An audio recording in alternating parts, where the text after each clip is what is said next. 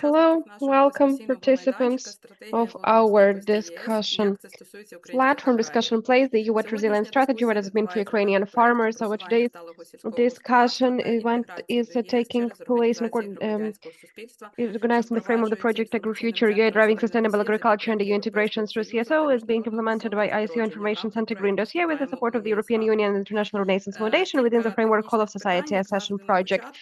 Several housekeeping rules, as always, at the beginning. Today we have a photo and video taking of our participants to publish it. Pictures and videos are going to be used to document our today's event. If you don't want to be present at photos, videos, or screenshots, you can switch off your camera and change your name in the Zoom to stay anonymous. The recording of today's discussion will be broadcast on the YouTube channel of Informational Center Green Dossier. The presentation will be sent to all the participants. And if for some reason you haven't registered earlier, you still can leave your email address in the chat or register according to the link that you got earlier. I also would like to mention that today we have recording and interpretation going on of our event. We are going to have speaker from the European Commission. So that's why, please, for your comfort, you can use simultaneous interpretation function. Thank you, and I would like to give the floor to our today's moderator, Ms. Tamara Malkova, Director at Information Center Green Dossier. Thank you, Katya. Hello, everyone. And by the way, we are not going to have representatives of the Euro Commission. And as I understand that Tamara Kotonova is going to speak in English, and we are also going to have representatives from Moldova, Jordanka Rodika Yordanov. It's also going to be in English. So, hello everyone. We welcome everyone at our discussion place. Today it's about water resilience and about agrarians, Ukrainian agrarians, but not only Ukrainian agrarians. And actually, as always, we are discussing very urgent topics on the cross-section of agrarian and ecological policy. Actually, we are discussing such issues which agrarians and ecologists should find solutions together. They need to together find those adequate solutions that will help Ukrainian movement towards the EU. The discussion is taking place within the project AgriFuture UA Driving Sustainable Agriculture and EU Integration through CSO. And this project is supported by the International Renaissance Foundation within the framework Call of Society Accession Project. And now I would like to give the floor to Olga Kvashuk, Manager of the Europe and the World Program International Renaissance Foundation. Please, Olga. Welcome, everyone. Thank you, dear colleagues, for your interest to this important topic. I, in a nutshell, would like to mention why it was important for us to support this initiative.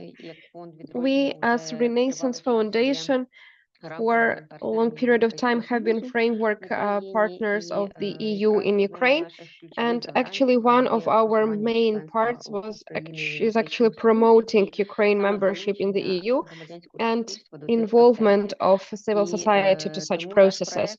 That's why our project is about various spheres. It's not only about ecology and agricultural sphere, but it's also about a chapter fundamentals that covers human rights and anti-corruption policies. These are all sectoral things. And if to talk about projects of Green Dossier, then it is extremely important here as well, because the European Union is developing. They have their own processes. Joint agrarian policy is being formed. Also, there is a new strategy of water resilience has been published, and it is really important for Ukraine to be already part of this process, because we need, apart from the fact that we still have negotiation chapters and we have bilateral communications between Ukraine and the European Union, it is also important here to analyze all of these processes, taking into account that we are a country at war and we have lots of other unpredictable things here connected with ecology and agriculture to develop strategies. So that's why it is important for all of us to unite. And it is amazing that Green Dossier is this platform that can involve our international partners as well as business representatives, ecological organizations, so that together we can develop various recommendations. And I'm not saying that we are all united and that we all have one voice and similar opinions, because of course there are certain things that we have to discuss to really have some joint vision and to understand vision of each other. And such urgent topics that you discussed, they are extremely important. And I believe that the truth is going to appear through this discussion, and we will be able to have great results of this work. So I wish for a fruitful discussion for all of you today, and thank you. Thank you, Olga. Thank you for the support of International Renaissance Foundation. Really, it is extremely interesting cooperation and very useful, I believe. As always, we have prepared reference materials on the topic on water resilience. And actually now I would like to ask our expert, Olga Ignatenko, to introduce such reference materials in a nutshell, but actually they are already available on our website, in our library, and you will be able to use them. Please, Olga. Olga Ignatenko.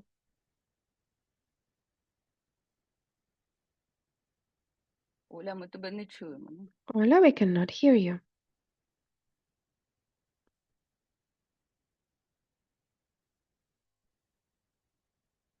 А ви мене бачите Do you see me? таку красиву Do you see this beautiful presentation? Yes, we already see something. О, є? Okay. Дякую. Дякую. Добрий день. Дякую за Yes, thank you. Hello. представили мене Тамара.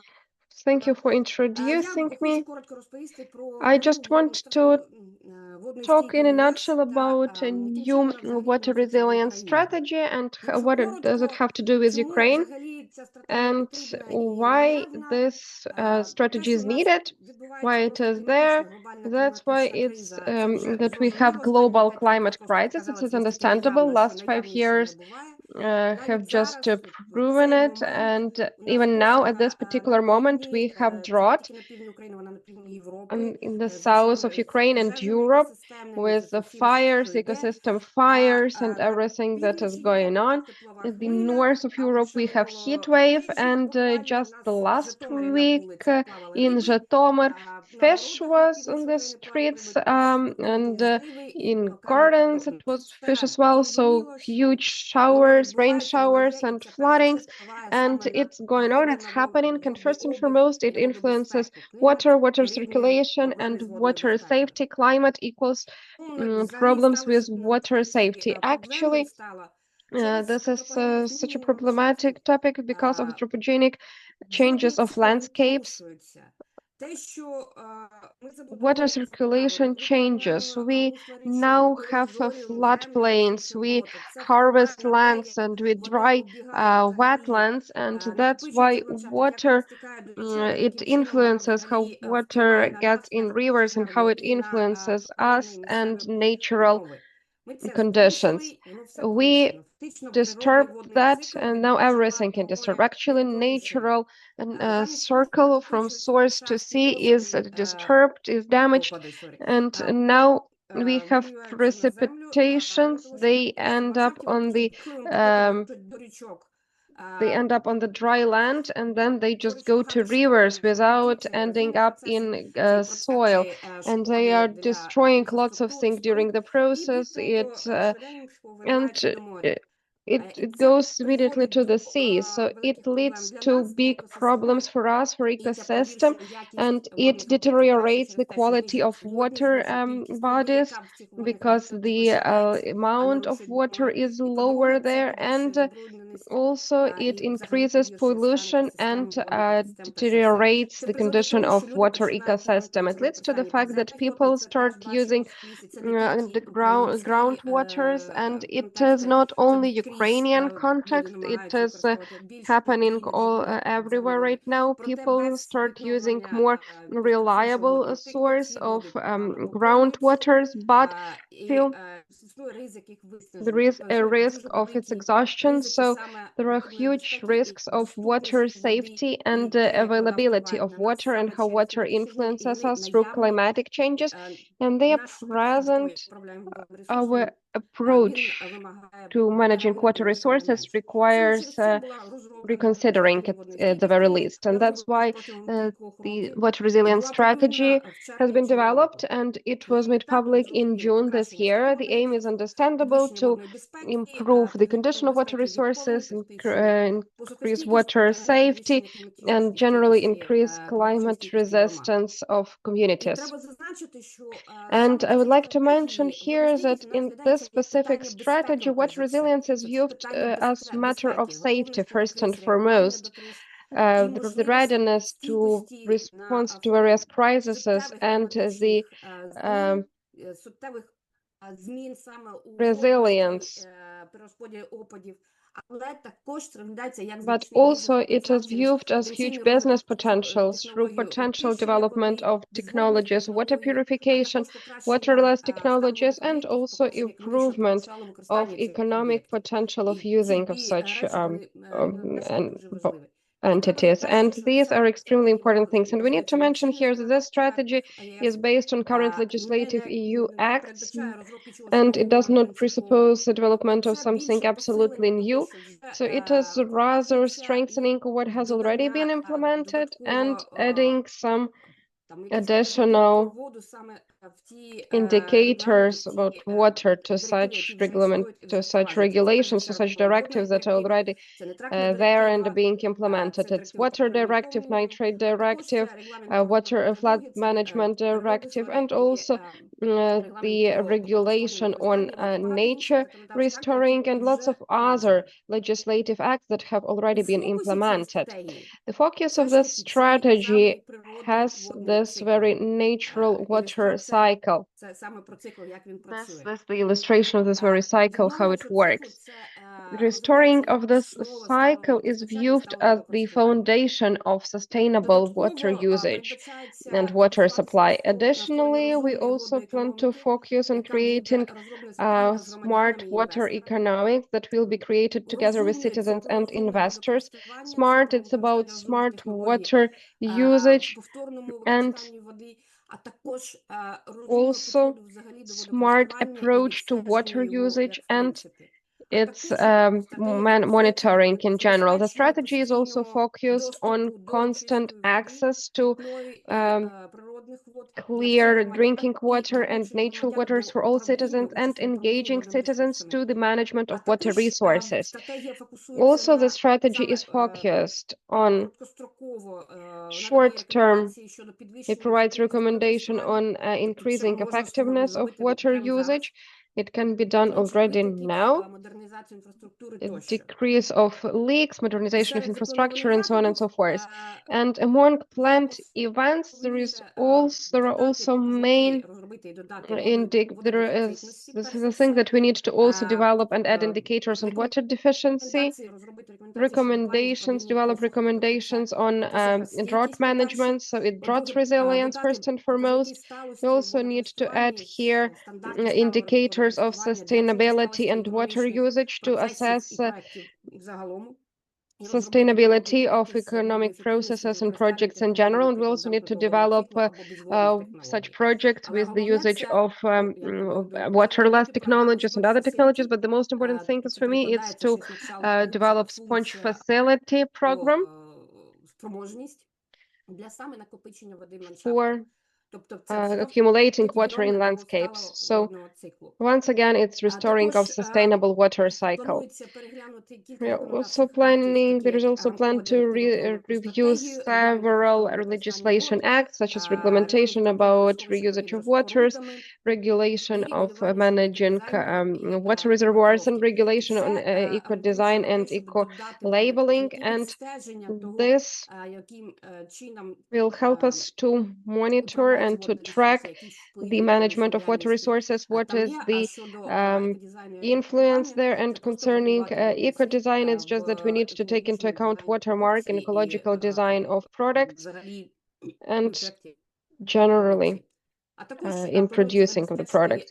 We are also planning to have additional tools for complex management of water resources, because there are already some instruments for spatial planning, management of ports and water routes, and we also strengthen implementation of water directive. What is also important is to use or to add national strategic plan of joint agrarian policy to have resilience of water resources. So once again, this accumulating in landscapes, first and foremost, is taking place in agricultural landscapes, because we're already managing such landscapes, we're already changing them. We just can add to that agriculture, once again, is the biggest land user, where we can have the biggest influence. The picture here, by the way, is added on purpose. It shows how accumulation of water can take place in landscapes. So some solutions are very easy. It is the example of recreation zone that also can accumulate water during rain showers. It has been specifically developed in such a way that even if water is accumulated, this zone remains functionality, and then it does not prevent functioning of other entities, other infrastructure during rain showers. So some things are pretty easy, and they shouldn't be something too technological. Concerning Ukraine, how it relates to us. Ukraine has even worse situation with water and water safety, because Ukraine is water deficient country. We are one of the least water countries all around Europe, and we understand that there are various problems. But of now we have drought in the south, and maybe it's not going on right now, but still we witness significant rain showers in the west part of the country and north, and these are absolutely various threats, and it has to be taken into account. But we do not take it into account at all, because Ukraine is very diverse country. Additionally, the war also changed situation drastically.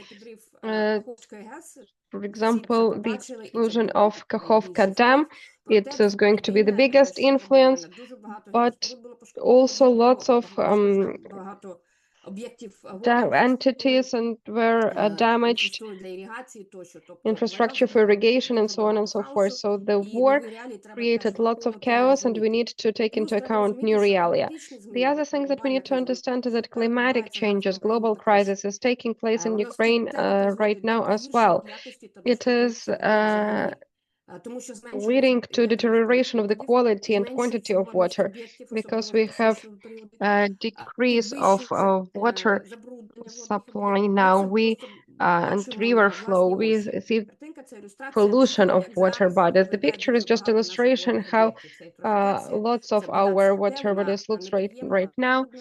The water is unpleasant, and it leads to intensification of using groundwater. This process has started long before the war, because lots of business entities and communities use not only for individual but also for communal use. They use groundwaters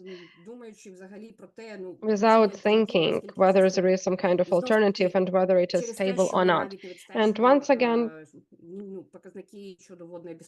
we do not monitor the indicators in water safety, and our communities poorly understand whether it is sustainable usage and how it's going, how it's happening. So such intensive water usage, especially in agriculture, because we have lots of infrastructure, and part of it is destroyed for irrigation. It leads to the lack of water, especially in periods of droughts, and it also is a threat for drinking water supply and for using water for other business entities, and it can lead to a significant conflict between water users. I would like to provide a small example from 2020. It was it was huge drought, and it was a very loud conflict. In the area of touristic attraction in Woods Canyon was without water in 2020, and it led to lots of conflicts and cries, help us, we are without water right now. But this was just a small river, and it did not manage to cope with the water provision capacity for all other rivers.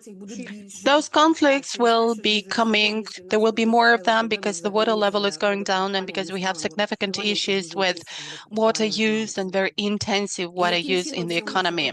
So how is it all managed? We do have the policy and we have the water strategy of Ukraine until 2050, but the strategy was adopted back before the beginning of the war, and it's completely outdated because of the effect of the war and because we have become the country that is a member for the candidate for the accession to the EU. That's why we have to adjust our water resilience and other water standards to the EU standards, because at the moment they do not meet all those requirements. We do have the strategy of environmental safety and adaptation to climate change until 2030, which contains some sustainable water use measures. We also have the national economic strategy until 2030, but it's also outdated because it was adopted before the beginning of the full-scale invasion. It contains some objectives regarding development of the infrastructure of irrigation and synchronization with the European Green Deal, but it's outdated because the situation has drastically changed. At the moment, we are implementing the water use reform through the introduction of the authorities for water use and basin authorities. This reform meets the standards of the EU directives. It's a part of the implementation of the Water Framework Directive of the EU. And we also have a long-term plan for the development of the irrigation complex, which was adopted this year. This is the plan until 2050, but it's based on the outdated water strategy. That's why it does not contain any information about alternative irrigation or updated water standards. So this is just in brief regarding all the reference materials we have and the items that we're going to discuss today. Thanks a lot, and you can find the reference materials on the website of the Green Dossier organization. Thank you, Oля.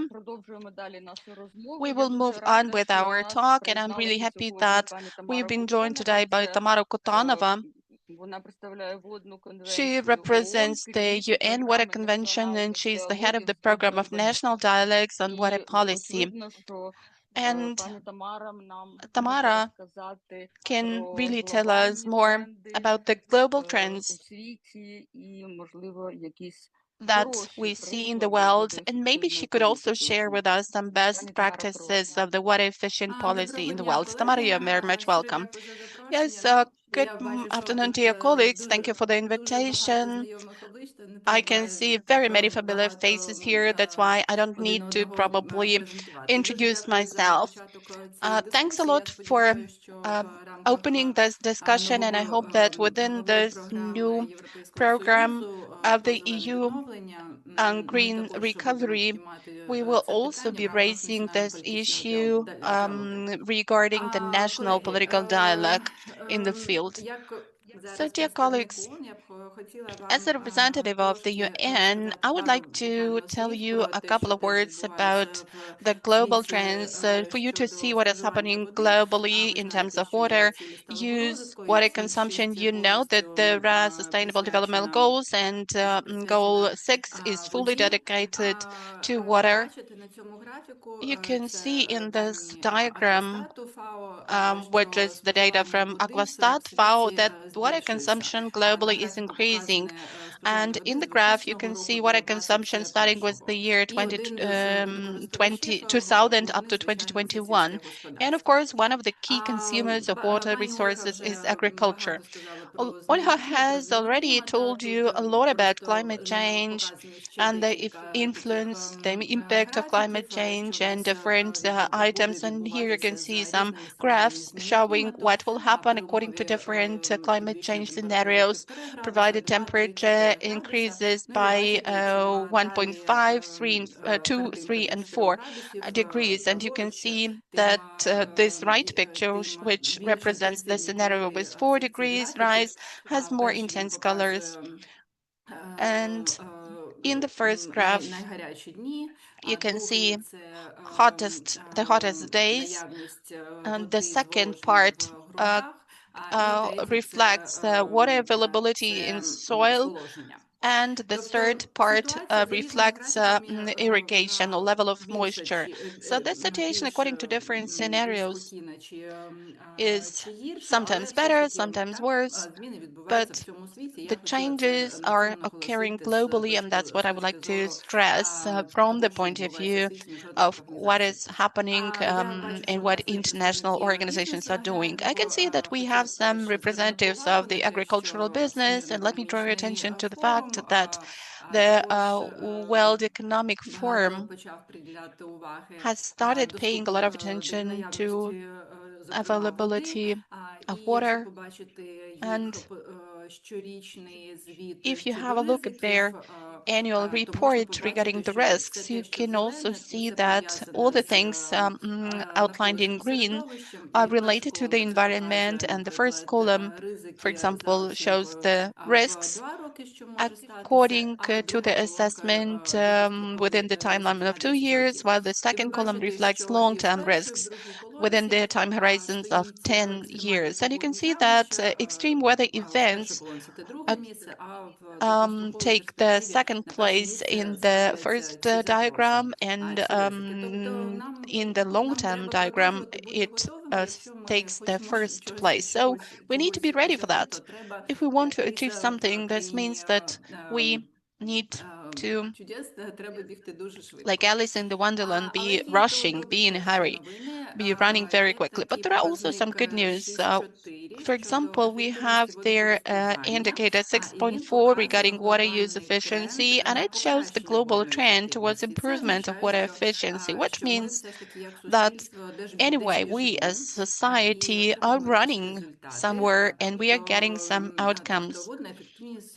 And water efficiency is slowly improving.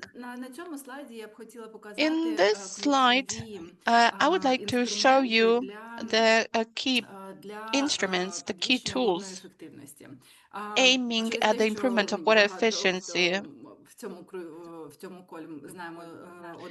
And since we are well acquainted with each other, you probably know that I work a lot with the Caucasus and Central Asia countries, and I understand that normally when we are trying to find some best practices, we are looking towards the West.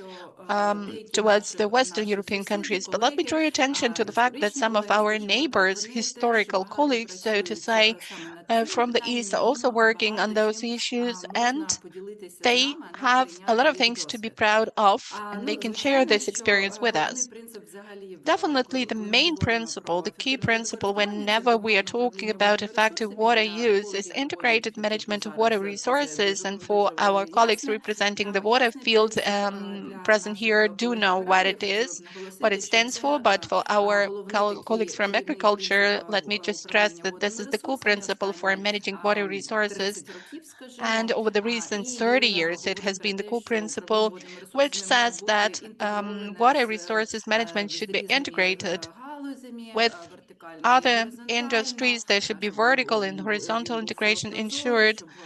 It needs to be applied transparently. Decisions need to be well informed. And if we speak about legislative tools, definitely Olga has also told today that in Ukraine, we have the water strategy, Some countries also adopt water laws instead of water strategies. Definitely, there is a diversity of bylaws that are supposed to regulate different domains of water use. We have their river basin management plans, which is also a very important aspect of this legislative architecture of water use. As far as institutional capacity is concerned, so it's all clear. Definitely, there should be professional agencies, there should be basin authorities and professional organizations of water users. Sorry, something happened to the slides. So Ukraine is now switching to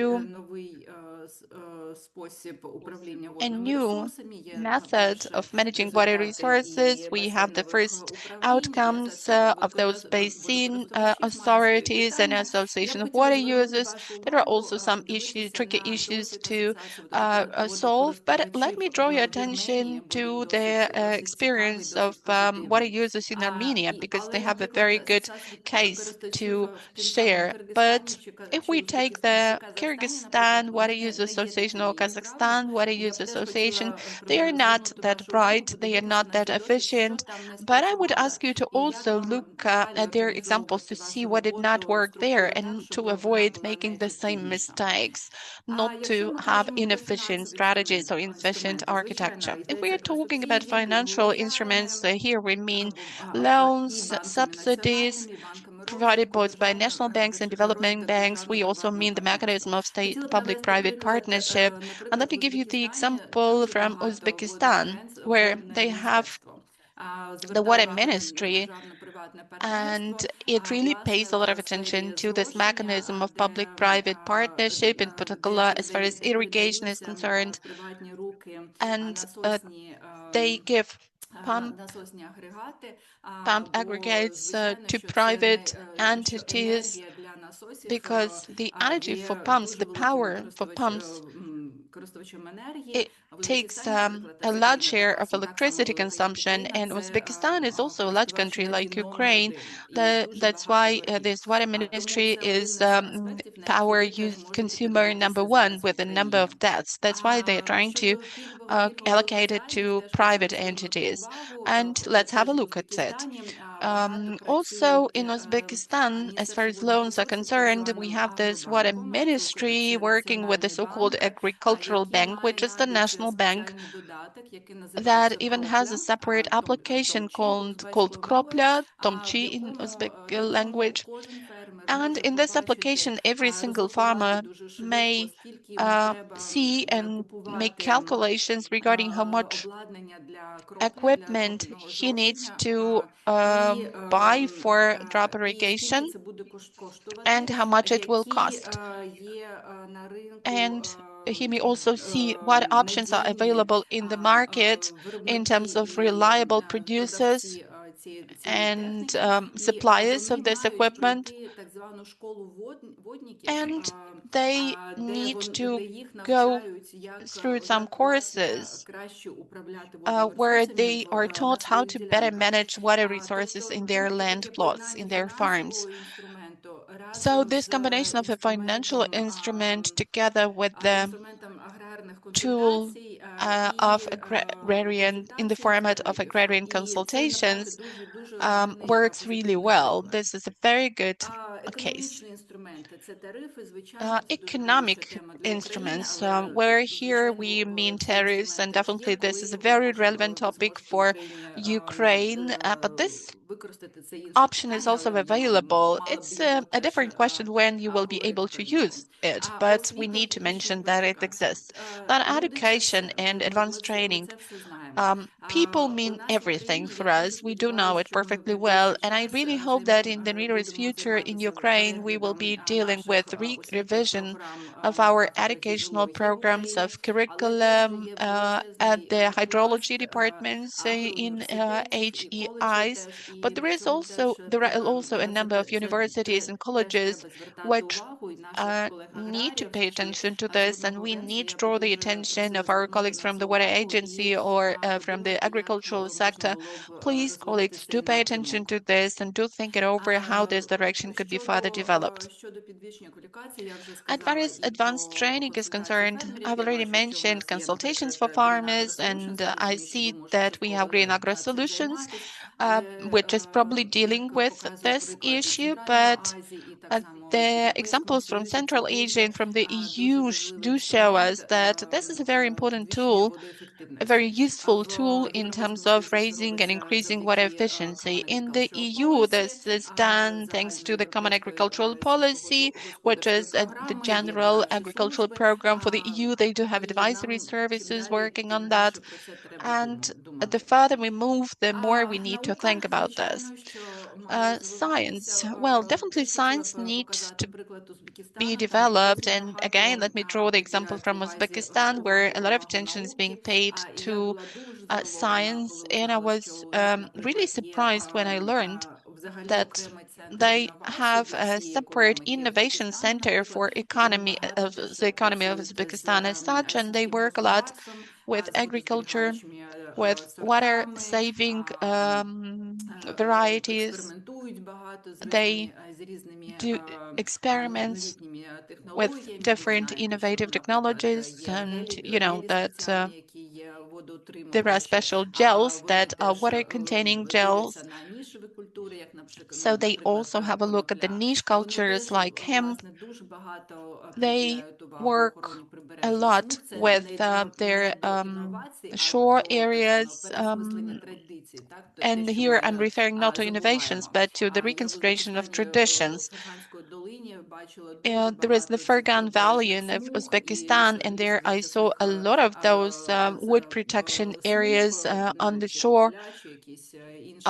In the fields, they also have those protection belts.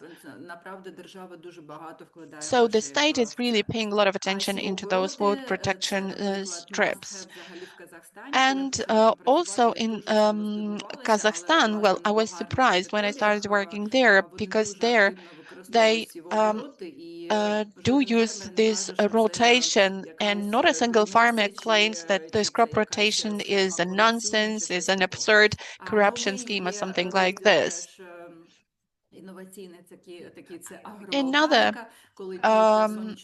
item they are considering is photovoltaics, where solar panels are used for salad crops, or these solar panels can be located in between the trees in the gardens, in the orchards, and in that way they keep moisture for all those varieties that need more of it. And technology is the second coming next after human resources, and definitely we should switch to smart agriculture. We are already doing this. We're using drones to understand the level of moisture in the soil and so on. Then concretizing of the irrigation canals. Definitely it is a problem in Ukraine, the same as in other countries where I've been working. So this concreting of irrigation channels is an investment. I would call it investment number one in such countries as Armenia, where development banks are investing into it, and in other similar countries like Kyrgyzstan, Kazakhstan, well, they are investing into it because they understand that otherwise we're going to lose a lot of water resources in the future. Also, we have a very interesting technology of using lasers. In Ukraine, it's probably not being used, but this is a very effective method of preserving water resources and increasing the harvest, the yield rate, laser alignment, I mean it. Of course, the irrigation, there are different types of irrigation, and you may probably know that, let's say in Uzbekistan, they have already established their own national industry of drip irrigation. They have built a very smart system with 50% of investment coming from the state and 50% of investment coming from foreign companies, and it really works well, and it's becoming a very widespread industry or activity. And as I've already mentioned, the banks, development banks, are working on it as well because there are a lot of technical issues and there should be quality improvement. Well, fertigation is also becoming popular in the world. And in this way, you can avoid using too much of fertilizers. Then there should come some reconsideration in terms of macroeconomics at the national levels. There should be a discussion regarding replacement of some varieties with other varieties having lower moisture capacity, different moisture capacity. And also in the European Union, I should say everything is not that good as we would like it to have regarding the use of hot houses and the use of discharge waters. And here is the monitoring data, which is also an important element of this architecture. And let's say automation is item number one in Uzbekistan and Kazakhstan, because with no automation and without the use of satellites, there will be no accounting and there will be variety accounting, and there will be no monitoring, and we will not be able to really monitoring everything the way we would like it to do it. And here is my last slide with the data from Central Asia with the price of irrigation technologies.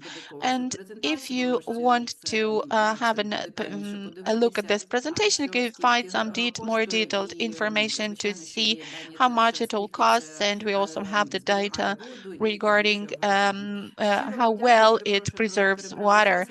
Sorry for taking too much of your time, but I hope that it has been useful. Thank you. Thank you, Tamara. It was really interesting. And judging from what is going on with our climate, especially, we need to pay particular attention to Central Asia countries. Well, there are lots of examples. I just would like to focus on the fact that there are countries with very similar historic perspective and economics and mentality as well. And we can take a lot of interesting examples from them. We can learn a lot from them. Thank you, Tamara, and I hope that you are going to stay with us because there might be some questions. And of course, that we are a little bit lagging behind and we are a little bit outside of our timeline. But I do believe that it is extremely interesting. And now I would like to give the floor to the representative of the European Commission. It is Mr. Gregorio Davila Diaz, Deputy Head of Unit Environmental Sustainability, DG Agri. So actually about this particular European strategy of water resilience, we would like to hear from you in particular, and what tasks are there for the European Union and for European Union agrarians, and what do we need to focus on? So please, Mr. Gregorio, the floor is yours. Hi, do you hear me? Yes. Hi, good morning. And I hope that you can also see the screen because I only have one screen, so I don't see you now. If you could just open it for the whole screen to start presentation. Yeah, it's a whole screen in my. Oh, we see in a slide mode. There you see it better? No.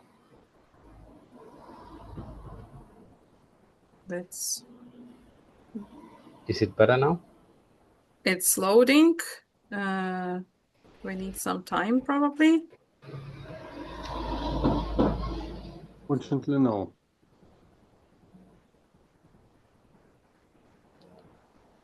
No, not yet. Not yet. Yeah.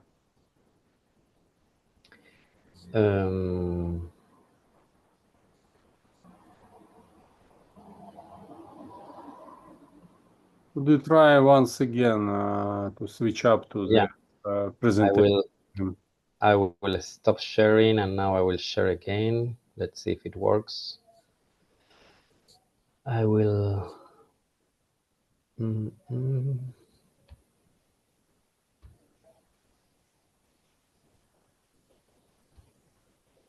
Do you see it now?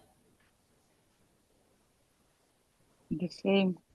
Seems, yeah, seems it is the same. Let me try to share. Oh, Oh, now it works. It works? okay. Yes. Yes. Okay. Good. So first, good morning to you all, and thanks a lot for inviting me to this event. And it's very timely and it's very interesting to discuss among experts. I was listening very carefully to our previous speaker. So what I will share with you today is well, what we're doing in the European Union as regards water resilience, how we are facing, what's our vision, and what are the tools and the strategies that we have devised. So first, let me introduce myself. So I'm Gregorio Davila Diaz. I'm the Deputy Head of Unit of Environmental Sustainability in DG Agri. That means the unit responsible for the Common Agricultural Policy in its environmental dimension. So what we call the green architecture. But we also, of course, we also prepare together with the colleagues of other DGs like environment or clima. We prepare together files like this water resilience or like the carbon removal certification frameworks, all the issues related to forestry, to soil, for example, the soil monitoring law, and many other files that have importance in terms of environment and climate, and how they link with the agricultural sector. So this is what we do in this unit in DG Agri, so related to environment. And what I am going to present today is this water resilience strategy with a particular focus on the common agricultural policy and the agricultural sector. So first, let me just start with some background information and some introductory words. So first of all, I would like to remind you that there are several flows in terms of water. We have the blue water, so the seas, river, lakes, aquifers, and so on. And we have the green waters, which is the moisture in soils, biomass, fruit and veg. And there is a link, a very close link between both flows and both strands. So in terms of storing water, agricultural products are also very efficient in terms of delivering for water consumption for humans, for example. So we have to take the whole cycle of the water in order to assess the impacts, in order to assess the needs. As you perfectly know, there is a huge challenge, not only in Europe, although in Europe seems to be the worst scenario currently, because it's the quickest warming continent. And we do face already now several challenges like droughts and water scarcity, not only in the south of Europe, so because there are some people that tend to think that this is only relevant for the Mediterranean countries, but we see more and more water stress situation and shortages in the north, in Germany, in Belgium, the Netherlands, even in the Nordic countries. So it is an issue that it's worrying and it's affecting all Europe. It affects more or less 20% of the European territory and 30% of the population, and every year. We face a problem related to seasonal water. So water is not available when it's most needed and where it's most needed. And this is what we have to face. And the projections indicate that this situation will only worsen in the coming years due to the climate change and the increasing water demands. As regards the economic impact, it's also worth mentioning and having in mind that there is a huge cost of all these extreme weather events. So the estimates projects around 4.5 billion euros of losses every year due to these extreme weather events, either droughts or floods. There are also risks related to crop production. There will be farming systems that are probably not viable in the future. So we have to adapt to this new situation. We have to ensure that the crop production is still viable and that we can ensure food security, not only for our continent, but also, of course, for the rest of the world, where we are also a supplier of food.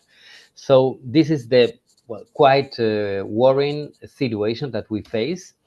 Also in terms of quantitative situation, in Europe, the latest data that we have is quite worrying in terms of water availability.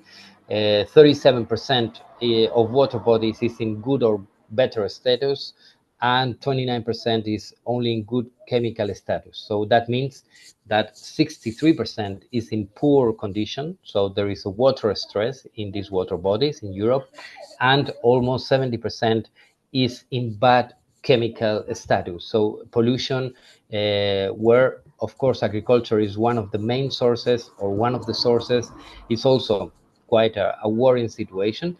Groundwater is a bit better, but still the pressure on groundwater is quite much increased over the last years, of course, because of the lack of availability in the surface water bodies.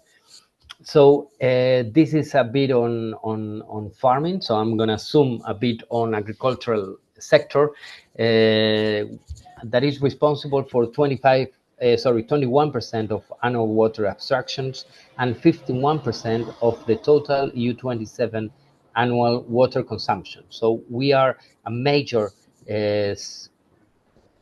demander of water, of this resource. So of course we have also a responsibility to manage it efficiently in order to ensure that we can continue to produce, and I repeat, to ensure food security in the world. So of course these averages, they hide very strong differences. So there is a huge diversity of situations.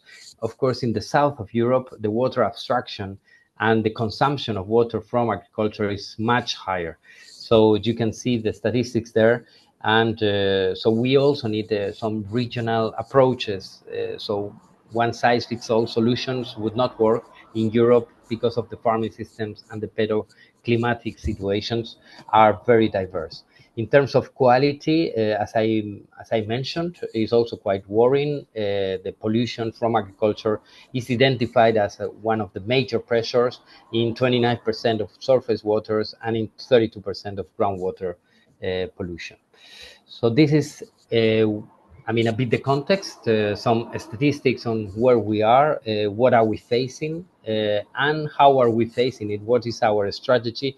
Well, this has been recently published. I guess you are all familiar with this water resilience strategy. At least you have heard about it. It was published on the 4th of June, 2025. So only 2 months ago, roughly. And this strategy consists on two main documents, or two main strands of work. So one is the communication, which provides a pathway, the objectives and the actions to make Europe water resilient. And we have the recommendations for the member states, which are not legally binding, but still it will fit into the local and regional realities, needs, and challenges of each member state. So these are the recommendations. They have also been published together with the communication, and they are, as I mentioned, adapted to this economic, social, and environmental context of the member states. In a nutshell, the communication, which is, I repeat, the overall strategy, the umbrella vision, it has three objectives, and some of them I heard already in the last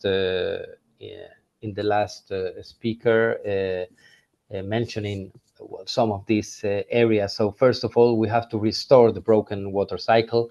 We have to use a source to sea approach. We have to restore the natural soil sponge function, and we have to address pollution. So this is to restore from an environment point of view what is broken, what is actually in poor condition. Then we have to build a water smart EU economy. So we have to adapt to this future situation. We have to improve digitalization. We have to improve smart metering, fighting leakages, earth observation tools. So we have to build a new economy which is water resilient, which is using the latest technological developments, which is adapted also to the scarcity that all projections indicate we will have. So this is the water smart EU economy that we need to build, or we need to continue building. And of course, we have to also deliver on the social aspect. So we have to secure a clean and affordable water for all. We have to improve the wastewater treatment, increase consumer awareness, address the water footprint in the product's eco-design. So consumers need to know what products are more water intense, and if they can make the choice to go for less intensive water intensive production systems, so that we are all participating in the solution of the problem. So this is the third objective, and in order to achieve these three objectives, we have three enabling areas. So three areas that need to be put in place in order to achieve the objectives. So the first would be the governance and the implementation. We need to simplify and to streamline the different actors and water bodies that are participating in this topic. Then we need investment. So we need EIB, we need the European Investment Bank, we need public-private partnership. We need to accelerate digitalization, artificial intelligence, boost research and innovation. And of course, we have to also increase our security and preparedness via country partnership, international dimension, and so on. I will very briefly explain a bit. This is just a more graphic layout of what I just mentioned. So the three objectives and the five enabling conditions.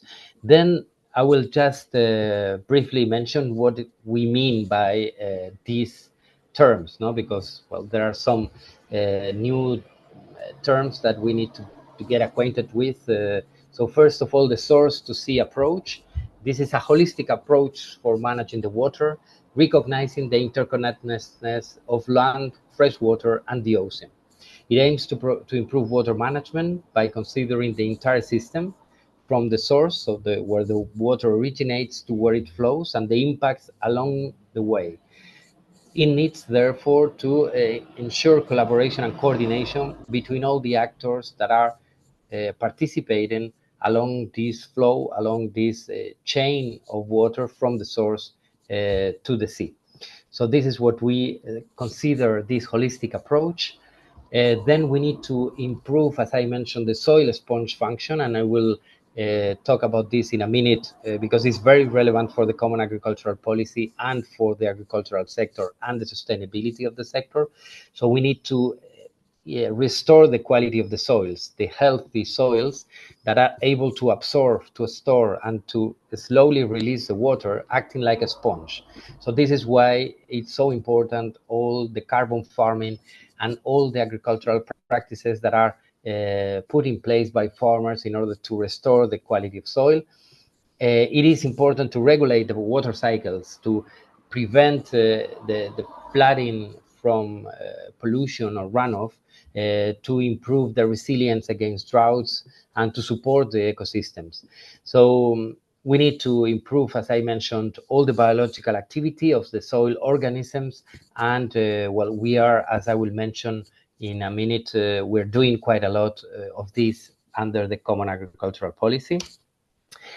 We have to improve the water footprint. So this is also something that it's already in the Water Framework Directive, which is the union law, which has been in place for some years already, I would say already decades, in order to improve the management of the water.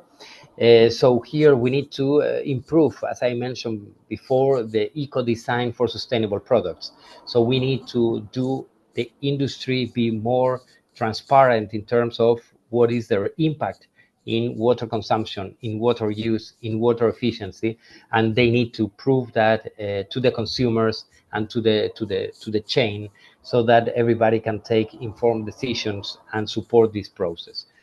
So this is on the water footprint, that we need more transparency.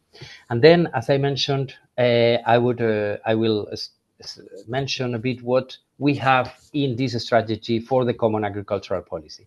So first of all, we have ensured that whatever strategy is in place, we need to ensure food security. So we need to preserve the production of food.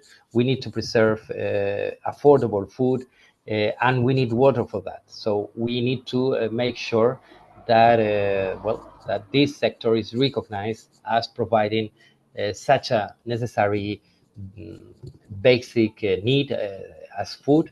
So this is in the strategy, and this has been a big achievement that we consider for the future of the management of water.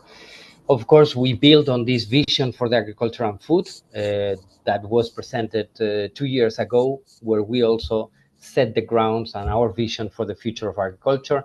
And we stress the importance of the CAP strategic plan, so the subsidies, the support. So we need to support farmers for this transition. They cannot be left behind.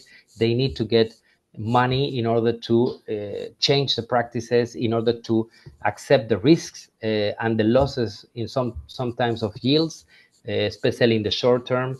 So we need to support the farmers in this transition to do more water resilient agriculture. We need to improve circularity and improve water retention, and therefore we need to support investments for irrigation. We need to support investment for nature-based solutions and to curb the pollution related to nutrients or excess of nutrients and pesticides. So how are we going to do that? Not only with the CAP support, which is still quite an important budget of the Union, roughly 365 billion for the whole period currently. And but we are aware that this is not only about money. This is about awareness. This is about advice. This is about cooperation. We need to improve our networks to engage with the stakeholders to see what works, where works, how it works. It's not the same livestock production system in the Netherlands or an extensive grazing production. Is not the same crop as olive oil, fruit and veg, or wine. So we need to really find targeted solutions. And in some regions of Europe, we need to already anticipate some transformation for the whole value chain, not only the production, but also all the retailers, the processing, manufacturing industry that is very much dependent from this type of products that has been historically in those regions present. So this is what we have to do with the agriculture. And one of the ways is through this recommendation, and this is a concept that I see more and more in many other strategies around the globe. So this water efficiency first. This is the principle where we are encouraged or obliged to reduce water demand.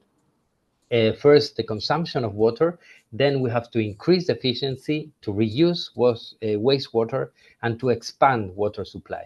This is the order of priority. You see this pyramid there that will also help you understanding the whole concept of the water resilience, water efficiency first. And in the strategy, we have come forward with a target of 10% of water efficiency. So to increase water efficiency by at least 10% by 2030. So this is the recommendation that member states have received. They have to put their own targets. So it's not the same as I mentioned in the south or in the north or in the east. So they have to come up with their own targets. And we have to develop a joint methodology, because this is another issue that we also have to invest, how to measure, how to account for this, so everybody uses the same methodology, so that we can compare among each other and that we can really see how we progress towards this target and these objectives. So this is the first principle. The second one is the sufficient water resource management. So there are several sectors that are singled out, and all of them have a responsibility in order to improve the water management.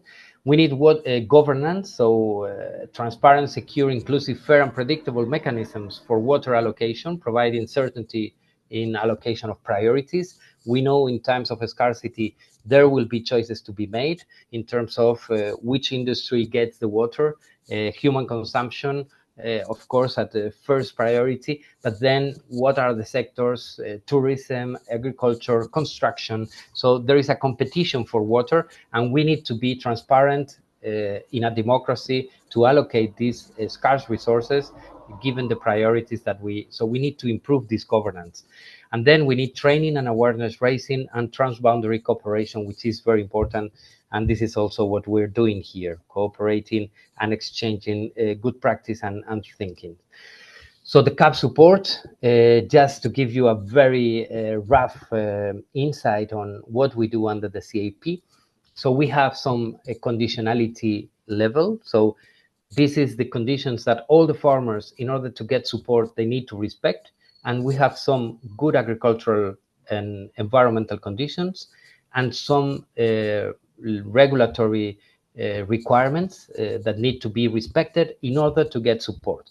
So for example, just to give you an example, they need to protect the soil when it's most needed. So they cannot leave bare soil, for example, in summer in the south of Spain. So there are conditions on the cover of the soil. They have to do crop rotation or crop diversification. They have also to do practices against soil erosion. So all this is part of this conditionality element. Then, of course, we support agricultural practices. So if they go beyond this conditionality, they can get rewarded to do organic farming, regenerative agriculture, agroforestry, to dedicate the land for non-productive uses, for biodiversity purposes, so on and so forth. So we have quite many agricultural practices supported under the CAP. Of course, we need to offer support for investments in order to get more efficient irrigation, to do precision farming, digitalization, water reuse infrastructure, rainwater harvesting, water storage. So all these investments need to be climate proof, and they need to be in place in order to really achieve the objectives. And of course, non-productive investments, which are very useful for this topic.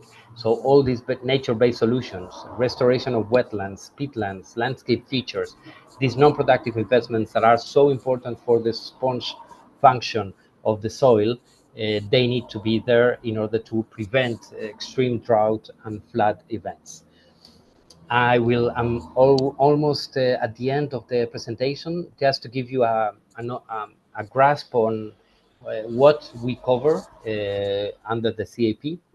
So currently we have almost 50% of the European farmland covered with practices that are contributing to soil health, rotation, tillage practices, soil cover, and so on.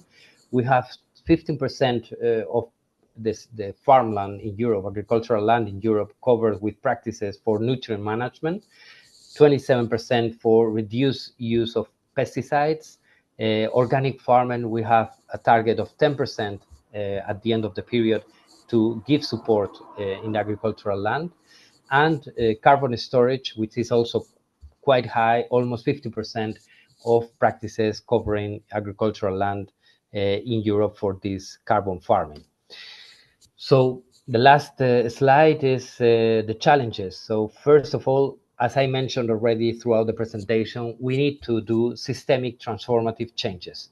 We need to move towards less water-intensive production systems, and this has a very high cost.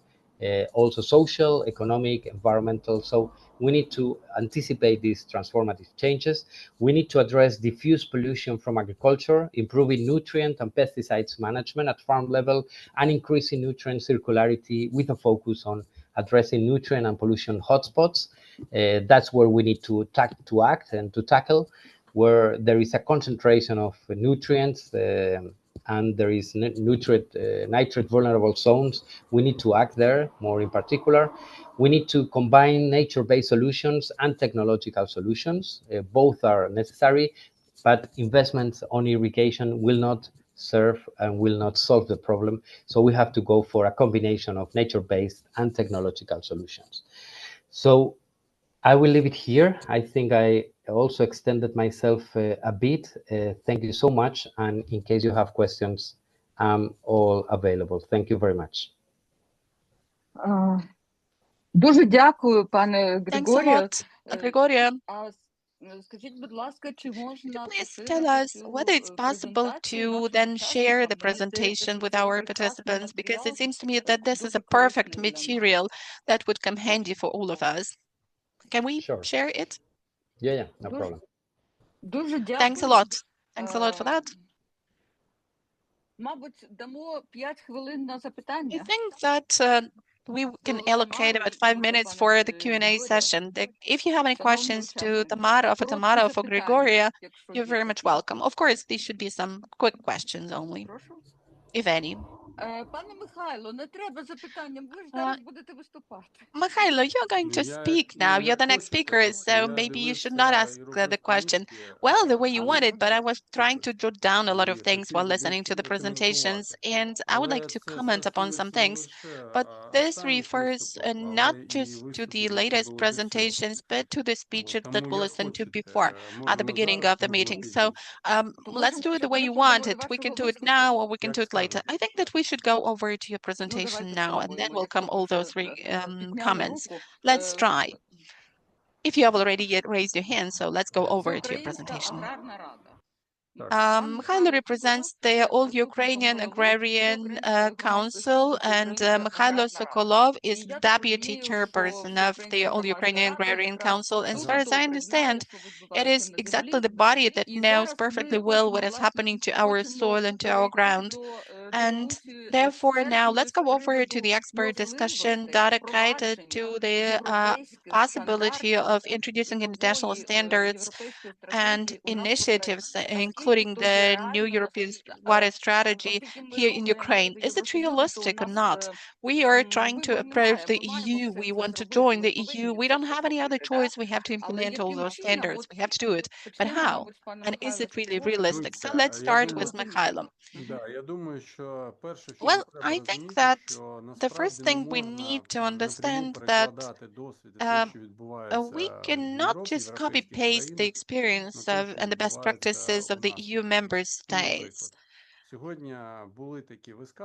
Well, let's say today we heard a number of times that quite a lot of water is consumed by Ukrainian agriculture.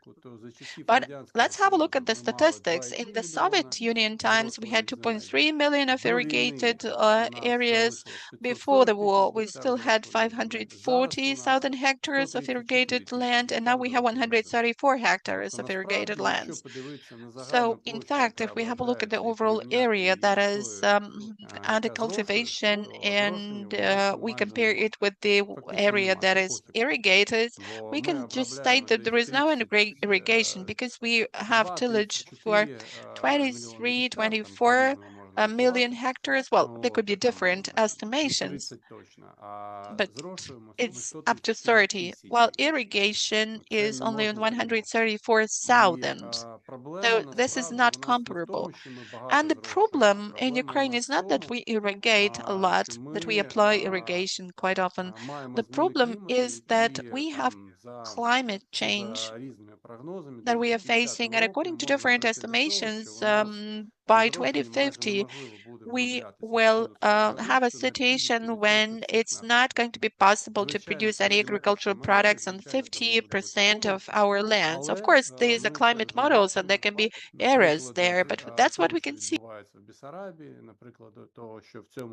If we have a look at at what is happening in Bessarabia, then in Mykolaiv or Kherson region of Ukraine, this is happening. So we really have so severe droughts that I guess that about 400,000 hectares are kind of dead. The crops there are dead, and about 1.5 million are also damaged heavily. That's because there is no irrigation, that there was no possibility to save this harvest. Why am I mentioning this? Because it seems to me that we are facing a challenge regarding what we should do. Under the conditions that climate keeps changing and the need for irrigation is becoming more and more relevant, but we probably don't have sufficient volumes of water resources. So how are we going to do agricultural activity in such conditions? And that's the question not just for business, that's the question food security domain, as mentioned by our colleagues, because at least as for now, we are a large producer of food. We provide many countries with food, and in case we face the worst case scenario and there will be a drastic reduction in manufacturing because of the shortage of water, that will have an impact not just on Ukraine and our assets, but that will have a major impact on the world from the point of view of food shortage. Again, today it has already been mentioned. Well, I cannot say that these were some calls for action, but there were some statements showing that we need to have an experience, have a look at the experience of countries from the East, Uzbekistan, Kazakhstan, where they have better regulation. Well, to tell the truth, our experience shows that when there is state regulation, nothing can be worse than that, because the farmer is arranging this crop rotation because otherwise there will be no good harvest. And I don't know any good farmer who's not applying the principle of crop rotation and their tillage technologies. Well, in the areas where we have water shortage, farmers are also doing this.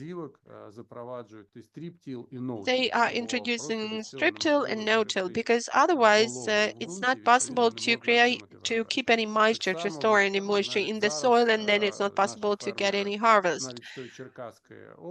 And our farmers from Cherkasy region are now having a discussion, and they claim that they will try to have a less resource-intensive production, but they will strive to keep moisture in the soil because otherwise, without this water retention, it will not be possible to keep the economy going. So these are just the usual market mechanisms that are driving our farmers towards having more water-efficient production because production is not possible if we don't apply those principles. Yes, and my last statement. Yes, sure, please. So if we speak about strategies, we think that we really need to think and we need to do the planning, the forecasting as the country for the water provision system. Because if we go by inertia, the way we are doing this now, I've already mentioned the figures, and the figures are really astonishing and shocking. Our agricultural production will fall twice. And that will be a total disaster. For this to happen in a better way, we need to think it over how we could provide our farmers with water, how we could partially give a new birth to the generation that was there. I've already mentioned the figures here, and we need to think about water accumulation, water storage to ensure its availability during the whole season, because there is a problem of shortage of water, but there is also another problem. Say at the beginning of the season, there is too much of water, but then closer to the harvest time, to the end of the summer, there is water shortage and the harvest is dead. So it's not only about the volume of water throughout the year, but it's about its distribution by month, by seasons. And this is the issue that should be planned at this national level, and the policy should be there. Otherwise, nothing will happen because every single farmer cannot arrange it individually. That can only be done based on a systemic solution. And that is where we should be moving. Thank you. Thank you, Mikhailo. And now let me also invite Oksana Konovalenko from WWF Ukraine, and she will speak from the environmentalist position. So, Oksana, you are very much welcome. Yes, good afternoon. I hope you can see my presentation. Yes, but try to make it full screen if possible. Yes, sure. Yes, we can see it. Everything is great. So the environmentalist point of view is rather pragmatic and practical. We have had a look at how many countries are doing this, how many countries are approaching the issue of droughts. And definitely, I will start with some basics, with some statements that are clear for everyone. Droughts are a natural component of climate, and they may be taking place in any climatic conditions as a result of many hydrometeorological processes. But the problem is that quite often they have this mosaic nature, and that is probably the main challenge, because the system of forecasting may collapse as a result of that. It's really important to do the forecasting, to identify droughts, but our monitoring system is not always capable of doing this in the right way and in high quality way. So there could be several definitions of this major problem. This could be a hydrological drought, and we could have a look at it from the point of view hydrological processes. This is the problem of low water level, and we may claim that this is a period in the hydrological regime of water facilities with small or very small use of water level. And droughts also includes a different type of droughts, which are determined, which are defined as a long-term drought in the season with high temperature. So this definition refers more to the agrarian sector, to the agriculture, though seemingly we're speaking about one and the same problem. There is another more general definition of drought, saying that this is a natural phenomena that arises when their amount of precipitation is much lower than the usual recorded levels, which leads to major disruptions and of hydrological balance and has a negative impact on the productivity of land resources. And of course, this problem is relevant for river basins and sub-basins of Ukraine because all our studies of climate change show that temperature is rising and there appear some high temperature drought periods which become longer, which are repeated more frequently, and that results in a problem because on the one hand, the flooding problem is immediately replaced with low water level periods, and this holds true even for the Danube basin, for the Tisa, Prut, Siret rivers, even if we're speaking about the Carpathian mountainous rivers. If we have a deeper look at how droughts are defined, we have a lot of types of droughts like meteorological, agricultural, social and economic, and environmental drought, which shows that these are the definitions that are developed based on the impact of droughts on a certain type of activity, but of course, all of them are caused by the lack of precipitation and changes in the moisture level in this. If we are talking of management of drought in Ukraine, so that we have already started as of now, introduction and management of water resources in accordance to Water Framework Directive. As of now, Ukraine has developed 9 plans of managing river basins. Actually, as of now, we already should be implementing them. So the system of actions that have to be implemented in places.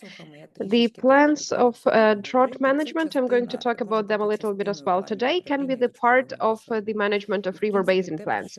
And actually what we are talking about, it is extremely important to highlight in management plans of water basins because we have to achieve great economic condition for all massives of surface water or ecologic potentials, and also good quantity condition for the mass of groundwaters.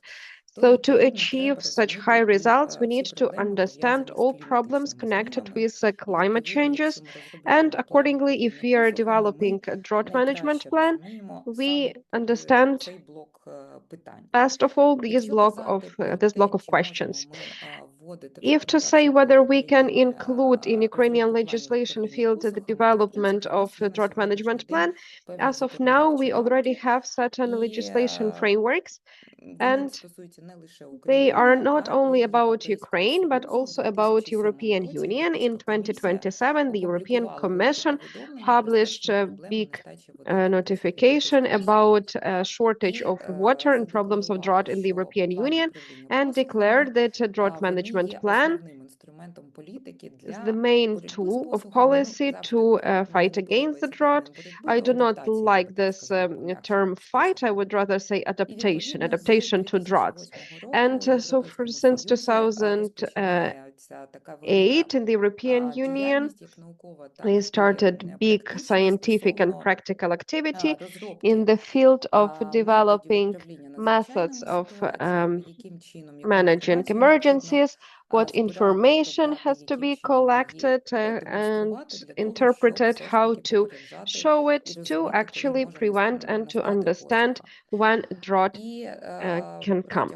And during 2010-2012, majority of the countries of the European Union started developing drought management plans and introducing them as a part of their plans of management of river basins. And actually on this exact slide, you see that 78 river basins in Europe are implementing drought management plans.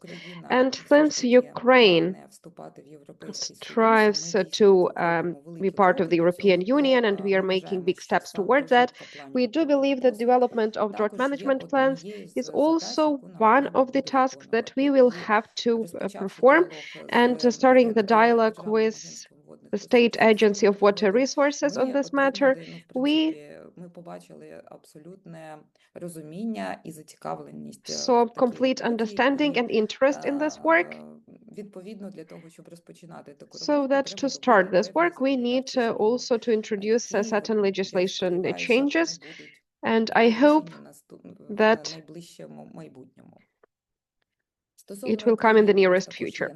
In terms of Ukraine, we also have our certain framework legislation. It's National Action Plan on Soil Degradation. It's a concept of climate changes policy. It's irrigation strategy, and of course, water strategy of Ukraine. And these documents give us opportunity to already start working in the sphere.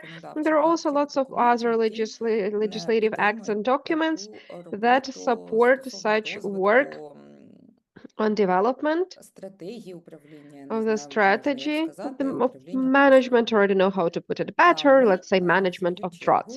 So we also try to understand how drought management plans can help us, what information is available, what information is as of now problematic for Ukraine, and how actually, after analyzing all historic events connected with droughts, meteorological and climate conditions, we saw in the example of Danube basins that droughts become more intensive and long-lasting since 2003. You see on the slide the iteration of droughts. And droughts can lead to decrease of water level in big rivers, and it will influence hydro energy, water supply for industries, and of course for citizens.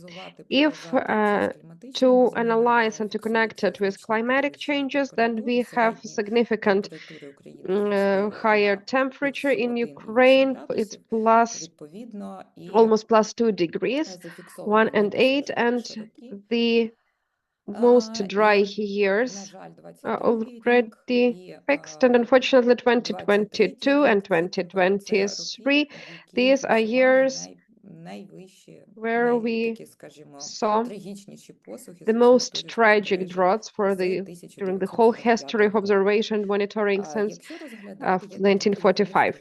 There is also such guidance on development of drought management plans. It's huge work, and our approach, it's not a know-how. We have been using this document in our research, and actually we saw the list of indicators and threshold indicators for classification of such services. On these slides, it's very roughly, you have the information about that, not everything is here. It's standardized precipitation index, it's an index of evaporation, the index of severity of droughts, and so on and so forth. Lots of other indexes that can be evaluated and assessed to understand what type of drought might happen, how to define and how to assess the deficit of moisture in the ground. So this is pretty great tool for our forecasting of droughts. And actually, why drought management plans are very useful, because these are plans that help us project certain things and to develop actions to mitigate such events and not to fix post factum after the event. And the main, let's say, core heart of drought management plan is the creation of early informing, early notification on the basis of all these notifications that I have mentioned. And the system of early notification helps to create a network of regional and national partners that will exchange information, coordinate actions to help region to deal with the drought. They can build short-term, medium-term, seasonal. Of course, we understand the accuracy will decrease as soon as we are talking about more long-lasting seasons of notification, but still in general, we will be able to understand how to forecast certain events. The system of early notification helps us to find the drought on the early stage, to conduct mitigation work, and to respond reactively. There is also action plan in case of droughts, and it also provides information for decision making. 5 key components: it's monitoring and observation, as always, it's forecasting, planning and providing for readiness, communication and awareness materials, interdisciplinary research, and examples of plans development. All the policy of drought management should be based on 3 main directions. It's monitoring, risk assessment and consequences, mitigation of risks, and early response. The main effect is minimization of negative effect on economics and alignment with Water Framework Directive. And of course, the scale of managing water resources, and these are keys to sustainability.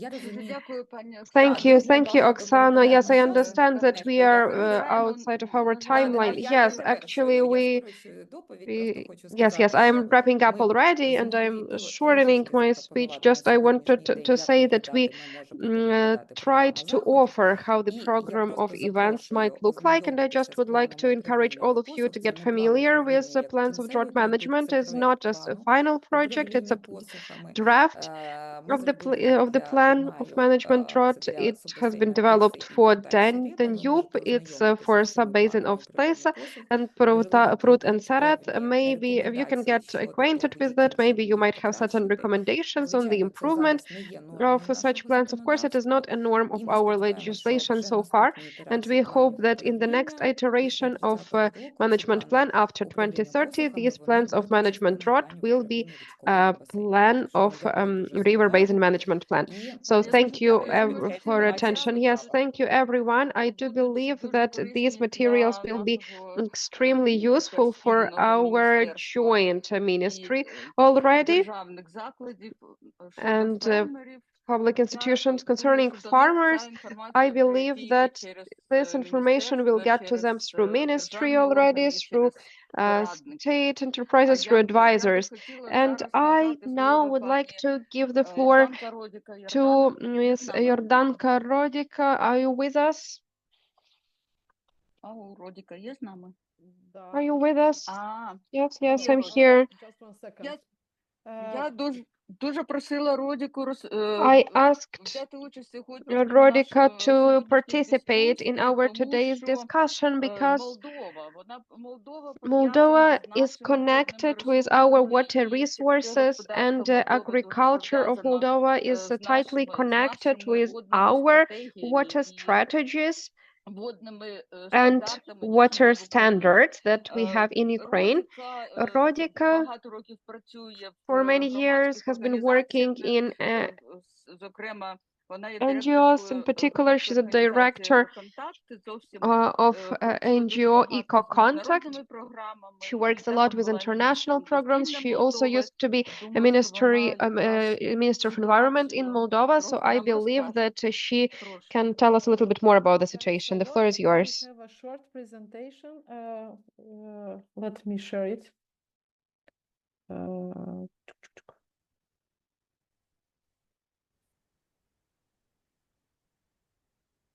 Do you see it? No, not yet. And now? Could you open it for a full screen? We see together you and your presentation. It's okay like this? It is just very small, the presentation. Just 1 second. I will change. No.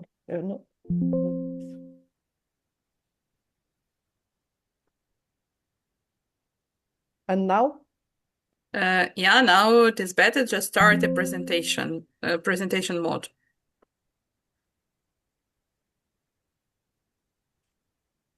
It's okay like this? Because I don't see you anymore. Yeah, it could be so. But the presentation is still, we see, now it's coming. Okay, now it's okay. So thanks a lot for the invitation and also for offering the possibility to speak today. By the way, everything which was discussed till now, it's really very interesting, including for Moldova. And I would like just to come with brief, small explanation what is at this moment in the Republic of Moldova related to the water management and how we are dealing with water management. So you know very well that Moldova and Ukraine has two rivers. For us, they are quite important rivers. It's Prut River and Dniester River. So at this moment, for both rivers, we have already all the legal documents, declarations at national, international, and regional level, and we also quite successfully progressed on this issue. But related with what was mentioned till now, I would like to tell you that Moldova has two big problems on water issue. First one is water scarcity and pollution, which are the most environment and agriculture problems. So taking in consideration exactly what Tamara just mentioned before offering me the words, that Moldova and Ukraine has at this moment the same path, European integration. So we need to find the best solutions for both countries, taking in consideration that and Moldova and Ukraine has one of the priority agriculture and what is necessary for the agriculture development. But for Moldova, both rivers, Prut and Dniester, are drinking water sources. So we have additional necessity on this issue, and we will discuss a little bit later. So the European water resilience strategy, it's quite important document also for Moldova, and I presume for Ukraine, and the approach of water smart economy principal component. It's really very important to be clear, understandable, and clear applicable in both countries. And also, it's very important to have this communication on the bilateral approach and to improve the way of communicating, the way of managing together the water, and also not only at the bilateral level, but also internally. So additional to these two big rivers, for Moldova, they are big. For Ukraine, they look not really big rivers, but for us, these two rivers are really very important. But additional to this, we have internally quite big water network. But unfortunately, during the Soviet period, everything was more or less reorganized. Our rivers was rebuilt in the channels, and unfortunately, the last years was not really big investments on the water as a investments in the water as a natural resources. However, in the Soviet Union, Moldova, due to the agriculture priority, has almost 80-90% of the country insured with the irrigation systems. After collapsing the former USSR, almost a lot of centralized irrigation systems were destroyed. Now we are doing quite a lot of investments with different donors to improve the irrigation system. We are working on identification of the alternative sources. We are working at this moment. We are working on the field of building reservoirs of water, spring water, or water from the precipitation, which could be used by the farmers for the irrigation. And also now we are conducting a very important research on how to use the wastewater, treated wastewater for the irrigation, and especially on agriculture. We are planning till the end of the 2026 already to have this research conducting and to understand in what areas of zones of Moldova we can use such kind of system. And also it's quite important to understand if we have enough infrastructures in investments in the infrastructures to use such kind of treated wastewater, especially for the irrigation. We had today a discussion about the sponge functions of landscapes. We need to recognize that Moldova is doing really very modest steps on this issue, and especially for the small rivers. And we are from 2022, we started to improve the sponge landscape and to restore based on nature-based solutions the rivers in Moldova in order to combat both droughts and floods. Moldova, it's really much affected by the droughts, especially the last 3-4 years. The droughts are really very severe here, and which is very especially to be noticed that they are different from not only from region to region, from north to south, but it's also different from village to village, which is creating a lot of problems in order to how correctly to implement the different legislation and policy documents. What is also very necessary in this order to understand that Moldova previously was very much affected by floods. Now we don't have really big floods, but we have flash floods, which are created by the big rains, which we have quite often. So this is also creating a necessity to improve the legislation. So from the economical point of view, we also try to implement the elements of the water footprint, especially to understand what is the level of surface and groundwater consumers. Recently, we approved new legislation on the way how to evaluate the surface and groundwater reservoirs, water bodies. And based on this evaluation, we will, for the surface water, we will start to demolish or to improve the management of several water bodies. So this is from the blue water. For the green water, rainwater stored in the soil, as I mentioned, we already started such kind of activities. In the beginning, it was quite unclear. We started to discuss also with Israel because they are quite arid country with the big results on how correctly to use the rainwater and how correctly to store it. And we have quite success, and also small investment support are implemented in Moldova for the rainwater storage. And for the gray water, as I mentioned already, it's not yet big steps conducted. Still, it's necessary to do a lot of investments in the infrastructure and also to work with the operators and farmers. So related with the transboundary management issue, you know very well that we have a treaty between Moldova and Ukraine on the Dniester River, which was signed in 2012. And based on this treaty, the commission, Dniester Commission, was created, established, and we started to work more successful, I will say, from 2018.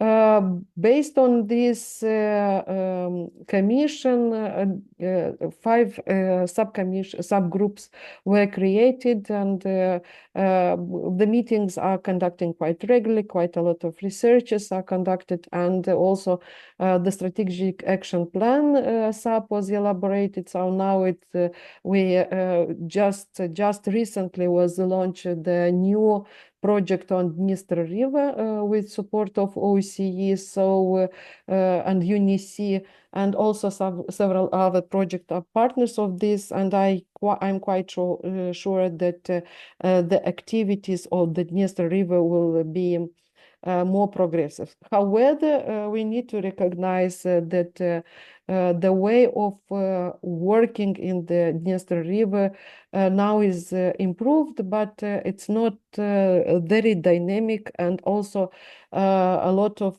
decisions are postponed in the implementation. So now we do, as a country, we do understand the current situation of Ukrainian, the fact that because of the war, a lot of environmental information is under martial law, so it's under the secret. So it's not really possible at this moment to have more details and to discuss more deeply on the way of improving the water management. However, we need to recognize, and probably you already realize that Moldova suffer a lot of the lack of water in the Dniester River. According with the regulation, which was agreed in 2021, the minimum discharge of water is 100 cubic meters per second, and from April 2024 till autumn of 2024, we have daily discharge only of 100 meters, which is really very low quantity for Moldova. And from spring 2025, we also started to receive only 100 cubic meters per second. Based on the research which was conducted by our scientists, this is really very minimum amount which can cover the drinking water for the country, for the two-thirds of the country, which is using Dniester River water. But also we need to do a big of investments in the water issue, because the pumping system need to be changed because of the lack of water in the Dniester River. So the problem with irrigation from Dniester, it still remain quite a complicated component.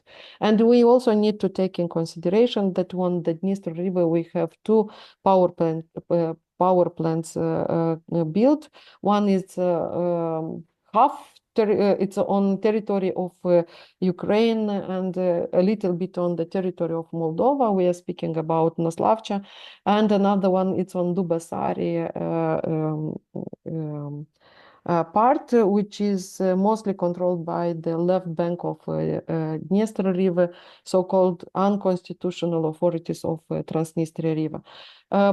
We need to mention that Moldova succeeded to approve in February 2025 the second round of the water management plan for the Dniester river basin, and now we are in the process of implementation and we are really expecting that the process will be successfully implemented. So related to the Prut river basin, in October 2023 in Kiev, three ministers of environment from Moldova, Romania and Ukraine signed the declaration regarding the cooperation on the management of the international water issues in the Prut river basin. So it was quite nice success, because for Moldova and Ukraine the cooperation on the Prut river was not a big problem, let's say like this. So it was permanently cooperation, and Moldova and Romania separately also had a very nice cooperation on the Prut river. Unfortunately, it was not possible to have a united declaration or any treaties due to the different political and cooperation reasons. So we succeeded in 2023 to sign this declaration, and already in December 2024 the intergovernmental expert group of Moldova, Romania and Ukraine had the first meeting. We selected the first presidency, and based on the alphabetical order, till 2027 is Moldova. So we already had several meetings. We are really really much interested to have a next meeting already in autumn of 2025 in Chernovtsi. So the activity is quite strong. What we are expecting, first of all, we would like to have the common document on the management of the Prut river, and also we'd like to have more dynamic activities on the coordination activity on the management of Prut river, and altogether Moldova, Romania and Ukraine agreed that we will use as an example the Tisa river basin system. So probably during the activities we will come with more information related to this process. So this is the Dniester river. Unfortunately, it's kind of mixed, but yeah. So Moldova has two big districts, Prut and Dniester, and here you can see the district of Dniester. So what is, yes, I already mentioned that we succeed to elaborate the SAP. We already succeed to discuss about the possible donors activities involvement, and we succeed to have this launching event in Ukraine and in Moldova on the Dniester, I will say, free already, which is implemented by support of OECD and GEF.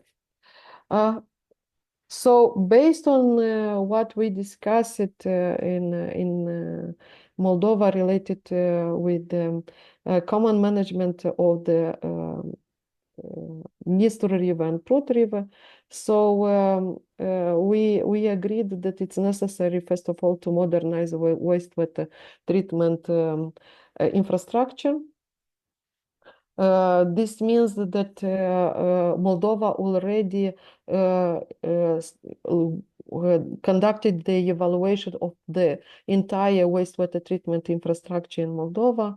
Now we are in the process of identification of the best solutions and alternatives for the improving and on wastewater treatment, taking in consideration the way how villages, cities are placed geographically, and also taking in consideration the distance and the feasibility of the cost on this component. So, but however, also based on the growth plan, which is supported by European Union, and also based on the internal documentation, modernization of the wastewater treatment infrastructures is a priority. So another very important component it's the fact that it's necessary to have the control of industry and especially on agriculture pollutions. So you know that Moldova, but also I know that Ukraine already adopted the law on industrial pollution. Okay, Moldova, this law elaborated a little bit larger. We also agreed internally that the law on industrial pollution also provide the system of permitting system on environment, and will incorporate not only high risk, environmental risk industry, but also with the medium risk, taking in consideration that it's necessary to harmonize entire activity and to create the link between the old system, more or less modernized system, and with the European standards on control of industry. And also it's similar approach on the agriculture. We succeed for the first time in the experience of Moldova that agriculture activities will be also incorporated in the industrial pollution and in the emissions permits, and we'll have the new system of evaluating, new system of permitting, and also new system of control of the agricultural activity, which is indeed is for the first time. And we started to transpose the BATs, not transpose, but to implement the BATs, the best available techniques. For till the end of next year, we presume that all the BATs will be already implemented in Moldova. So the law on industrial emission, it's already in place. However, some changes, some modification was conducted, and it was a really big fight in the last in the beginning of June, how to keep or not to keep the environmental permit system. So we succeed to keep, and will environmental NGOs will continue to monitor the process. It is very important for us in order to conduct the management of the rivers, especially of the water, in order to implement correctly the different policy documents, because we, as I mentioned, we already have for both river, for the Prut and for the Dniester, we have the management plan. So it's important to have the operation of hydroelectrical power plants. As I mentioned, we have two. For the Dniester River, the most complicated topic of discussion is Naslavcha hydropower plant, and as I mentioned, 100 cubic meters per second, it's a really very low amount, and it's necessary to come back with the discussions how to improve the system and how to avoid disappearance of the biodiversity and the water ecosystem, because as I mentioned, our science already identified big problems on the quality and quantity of the river Dniester. Which is also very important, and it's related with the topic of our activities, is ecological restoration. We need to work on the restoration not only from the ecological point of view, but also from the agricultural point of view. So it's necessary to come back with the wetlands and to floodplains in order to keep water and to bring new vegetations, especially in order to maintain the banks.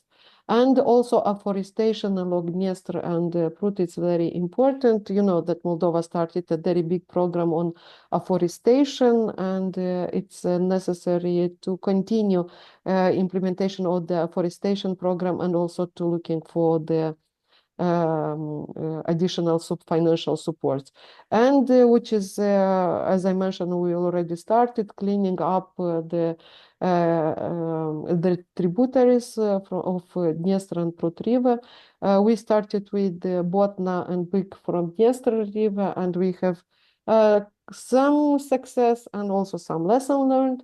And we already in the process of applying for the GCF for the cleaning up some tributaries for the Prut River. And the biodiversity conservation, this is the last recommendations which we identified that it's necessary to establish the way how biodiversity will be conserved, also how to improve the conservation, and in this order we are in the process of drafting the new legislation on nature protection, and also we are elaborating the roadmap on how to implement the regulation on the nature restoration.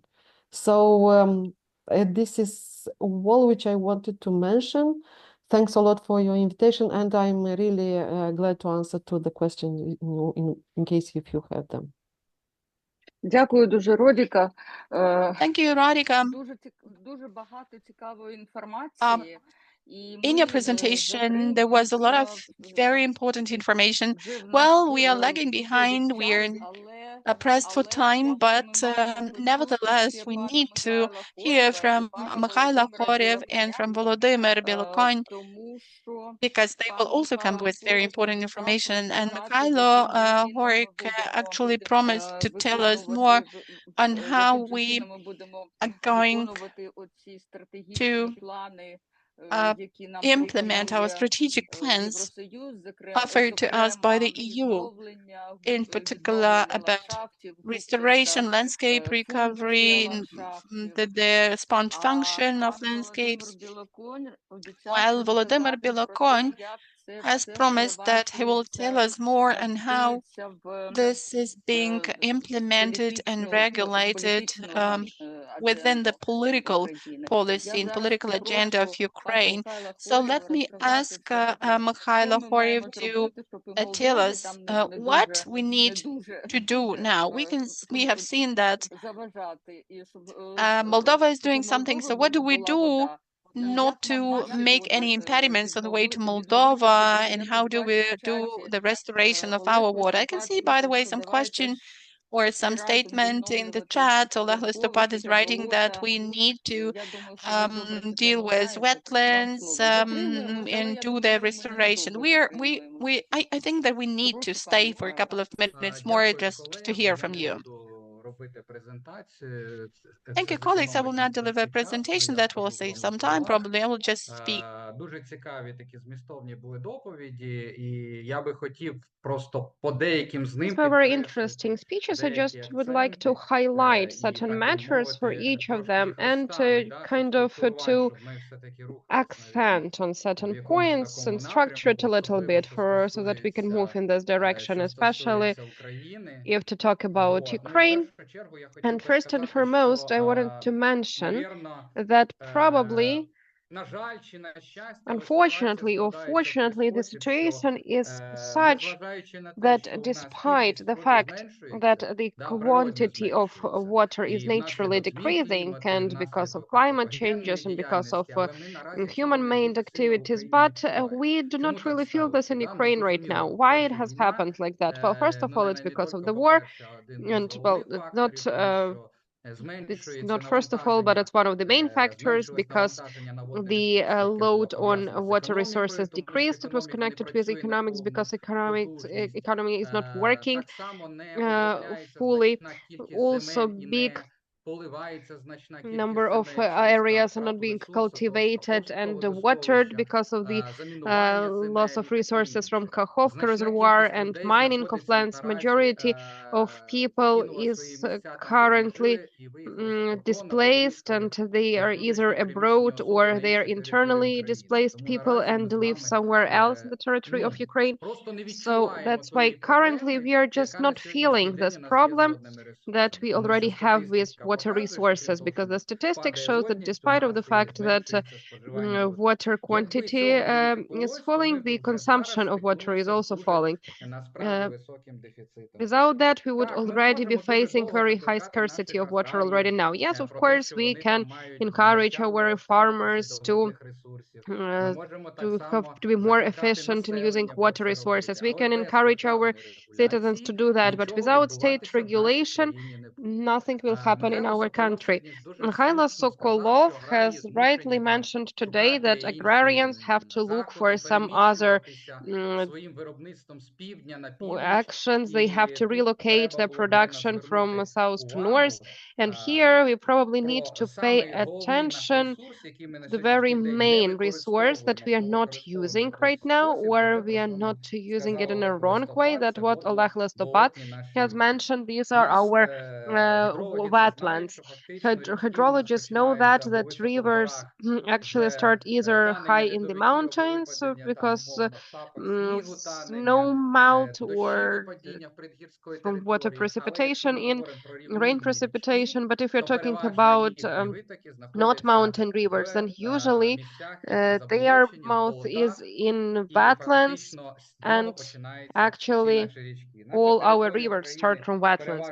The territory of Ukraine is mostly this smooth landscape. The biggest river is Dnipro, and you all know that it is being formed in the territory of Russian Federation and Belarus.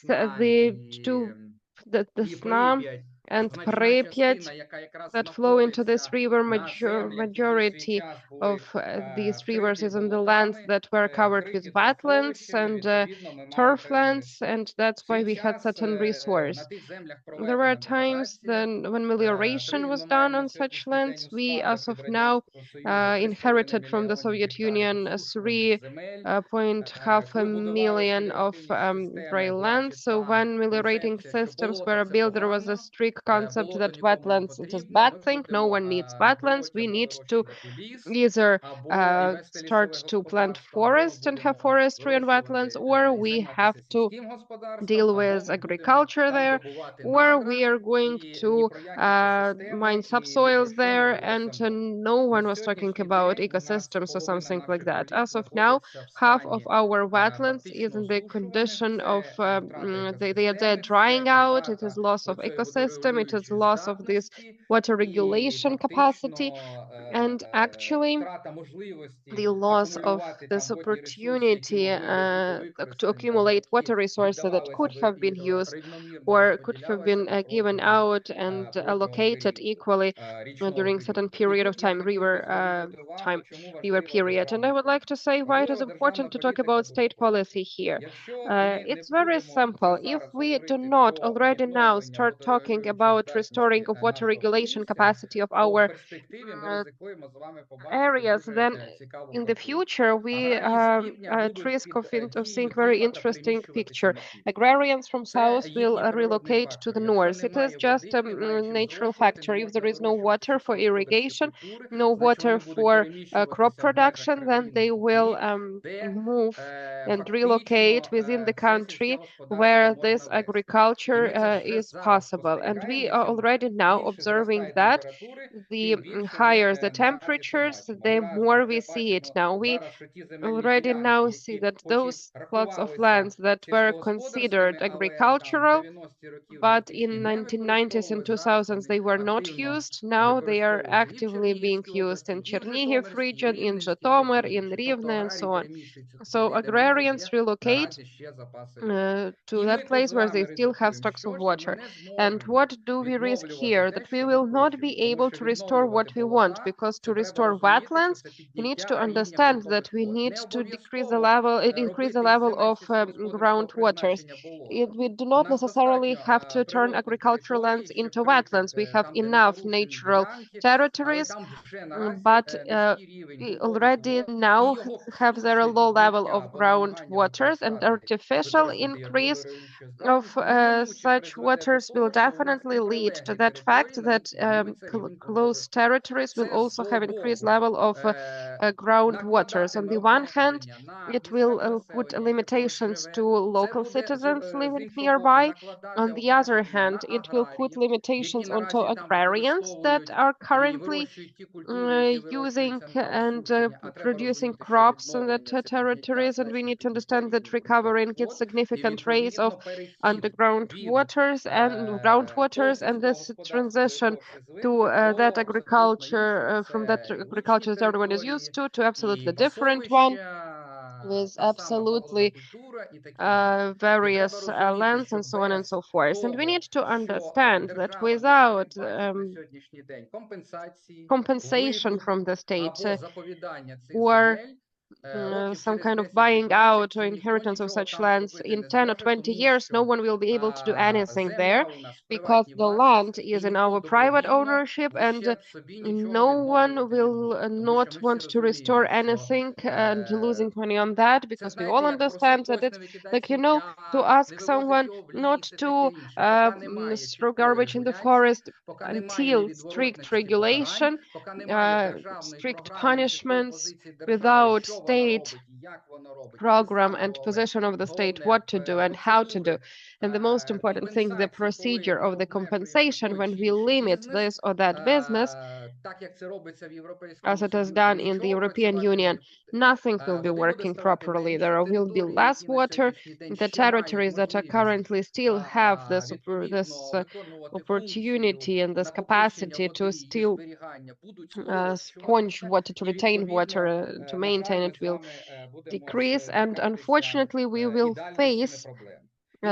keep facing such problems. And here we need to mention that already now, it's already an old story, but still we observe it even more and more, that we have very low institutional capacity in our state bodies. It is not being discussed, it is not communicated on the level of the state and high authorities. Those regulations that we currently have are poorly functioning because we, for example, have regulation that have the state agency of water resources about regulation of work of water bodies, but unfortunately it is not fully performed. Such modes are broken. The eco inspection that should control such modes does not check anything. As a result, we have total violation of legislation demands and decrease of water resources. The same situation is happening with in other areas. For instance, if not to talk about wetlands, it's also harvesting of bank territories. They also play significant roles in maintaining water. And we cannot only blame agrarians here, because more often than not, such lands are provided them for rent absolutely legally by local governments. So responsibility here is on the local government. The responsibility is on a state cadastre that does not control this and does not take any actions for this not to happen. So very often such protective lines, bank lines, are not fixed, and that's why there is an informational layer in geocadastre, but not for all rivers. So there are lots of many different issues when the state has to take a leading role and start doing it. Yes, we still have lots of international projects. We have lots of experts, our international experts that try step by step to develop the system, but it does not work like that, and it hasn't worked like that in any of the countries. Until we have general framework, until we have general state policy, strict responsibility for not adhering to such rules, nothing will happen. We will not move on. We need to have a horse before the cart, not vice versa. And we can discuss it as long as we want, but nothing will happen without it. And we have lots of representatives of state bodies here, and my message goes to them. They are responsible for this, and they should be the engine, the progress of this, and not we should be pulling them and encouraging them and persuading them and bringing some small money from the project, because it is a expensive option, and I'm really grateful to the representative of the European Union. He has mentioned that it is pretty expensive, and we need to be aware of that fact, that maintaining water resources is not going to be cheap and cannot be done only by the taxpayers' money in the form of business. Yes, it can be public-private partnership, 50-50 participation, and so on and so forth, but the leading role should be on the state. The state should regulate, the state should compensate if there are some limitations. Thank you. Thank you, Mikhailo. And actually, we, of course, we sent invitations to newly created Ministry of Economics, Environment and Agriculture, but we haven't received any answer, even though our letter is there, it's fixed. Maybe we will get some written answer, but yesterday we also saw information that soon there will be appointed deputy minister that will be dealing with water issues, melioration. Maybe this deputy head will find our today's discussion helpful to define priorities. And now I would like to give the floor to Mr. Volodymyr Bilokony. He has been working in the team of recovery and reform support team in the new ministry, but he is not responsible for the ministry as far as I understand. But what is done with the Ministry of and what a strategy, he can tell us a little bit more about that. So, Volodymyr, please, sorry for such delay. Volodymyr, we cannot hear you. Your mic is off.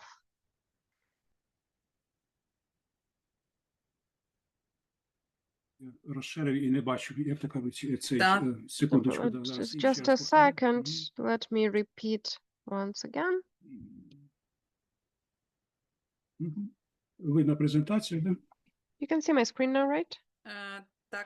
Yes, yes. Just could you please put it in the presentation mode? It's good now?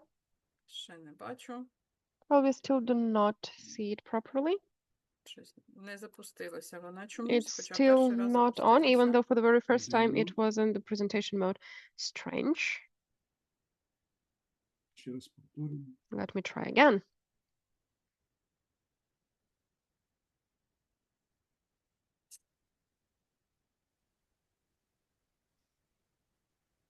Yeah. Now we have it.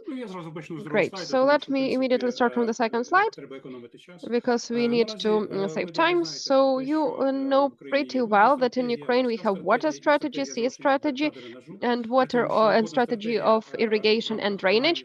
And water strategy within the plans is already getting the second operational plan of its implementation for 2025-2027. And the sea strategy, you know perfectly well the situation that those plans that were supposed for the development of these very important documents are now in limbo because of the war and because of the fact that we have occupation of majority of the territories of Ukraine. And the strategy of irrigation and drainage also got an action plan for implementation.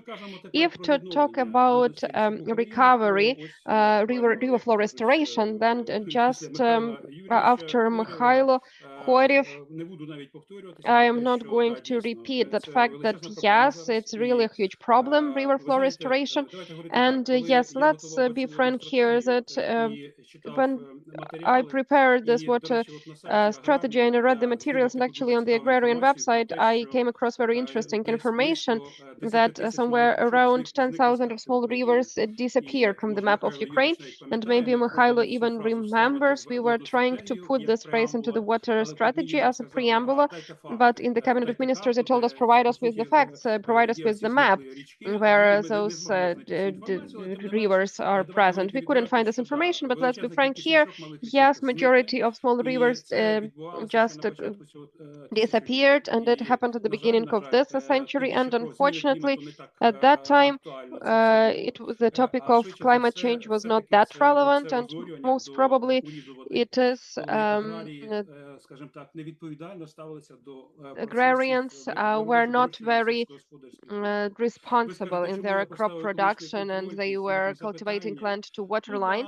You will ask why I have ecological control here with a question mark. Yes, there are some moratoriums now, there are some limitations of the state control, and you know that I absolutely support the concept of Mikhailo here, that yes, of course, first and foremost, we need to have the horse and then the cart, and this ecological control is extremely important right now. And in the water strategy, we have mentioned that the very distant variants also for controlling the process. But unfortunately, so far, the problem is extremely acute and it is not being solved. The next important thing is overregulation.